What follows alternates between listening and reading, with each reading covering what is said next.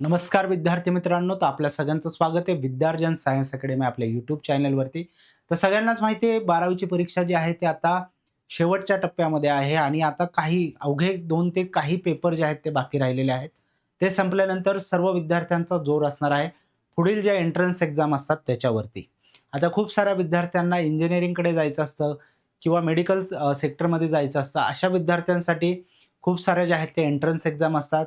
त्याच सोबतीला काही विद्यार्थी डिफेन्समध्ये जाऊ इच्छितात. त्यांच्यासाठी सुद्धा एन-डी-ए सारखा चांगला एक ऑप्शन असतो. तर अशा सर्व परीक्षांचं नेमकं शेड्यूल काय आहे, या संदर्भात जो आहे ते या व्हिडिओमध्ये आपण डिस्कस करणार आहोत. सगळ्यांनाच माहिती आहे जे-ई मेन्सचं सेशन 1 जे आहे ते जानेवारी 2026 मध्ये होऊन गेलेलं आहे. त्यामुळे आपण आता म्हणजे तुमची बोर्डची एक्झाम झाल्यानंतर नेमक्या कुठल्या-कुठल्या एक्झाम्स आहेत त्याबाबत जे आहे ते आपण ह्यात चर्चा करणार आहोत.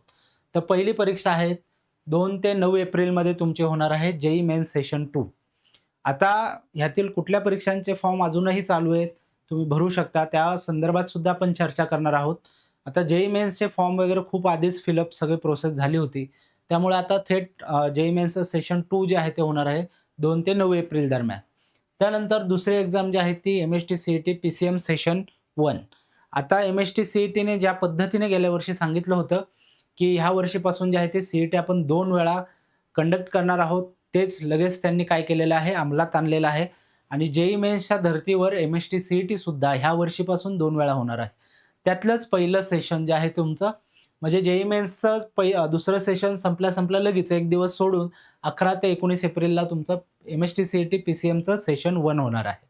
आता खूप सारे विद्यार्थी असतात त्यांना पी-सी-एम पण द्यायचं असतं आणि पी-सी-बीचा पण सी-ई-टी द्यायची असते. तर ते क्लॅश होऊ नयेत म्हणून काय केलेले आहेत त्याच्या तारखा ज्या आहेत त्या वेगवेगळ्या ठेवलेल्या आहेत. त्यामुळे 21 ते 26 एप्रिल दरम्यान तुमचे एम-एस-टी सी-ई-टी पी-सी-बीचं सेशन 1 जे आहे ते होणार आहे. त्यामुळे कुठलीही एक्झाम क्लॅश होईल अशा तारखा तिथे ठेवण्यात आलेल्या नाहीयेत. त्यानंतर अजून एक महत्त्वाची आणि चांगली संधी असते ती म्हणजे एन-डी-ए एक्झाम. आता एन-डी-ए एक्झाम होणार आहे तुमची 12 एप्रिलला. आता जे विद्यार्थी आर्ट्स, कॉमर्स, सायन्स अशा तिन्ही स्ट्रीममधून जी आहे ती ही परीक्षा देऊ शकतात आणि एक चांगली संधी डिफेन्समध्ये एंट्री करण्याची ती म्हणजे एन-डी-ए एक्झाम ती तुमची 12 एप्रिलला होणार आहे. त्यानंतर 3 मेला तुमचं पी-सी-बी एम-एस-टी सी-ई-टी सेशन 2 होणार आहे. आता सुरुवातीला पी-सी-एम सेशन 1 घेतलेलं आहे. पी-सी-बी सेशन 1 पी-सी-एम नंतर घेतलेलं आहे आणि दुसऱ्या सेशनच्या वेळी काय केलेलं आहे, पी-सी-बीचं सेशन पहिल्यांदा घेतलं आहे आणि पी-सी-एमचं सेशन नंतर घेतलेलं आहे. त्यामुळे 3 मेला तुमचं पी-सी-बीचं सेशन 2 होईल आणि त्यानंतर 10 आणि 11 मेला तुमचं पी-सी-एमचं सेशन 2 जे आहे ते होणार आहे. त्यानंतर त्याच्या पुढची परीक्षा आहे 11 ते 31 मे दरम्यान तुमचे होणारे सी-यू-ई-टी एक्झाम. आता ही एंट्रन्स एक्झाम असणार आहे. इंजिनिअरिंगसाठीचीच ती असते.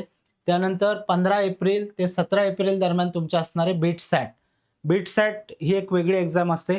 त्याच्या थ्रू चे जेवढेही कॉलेजेस आहेत 3 शहरांमध्ये तिथे तुम्ही ॲडमिशन ह्या एक्झाम थ्रू देऊ शकता. त्यांचा एक वेगळा फॉर्म निघतो तो भरून तुम्ही ती परीक्षा देऊ शकता.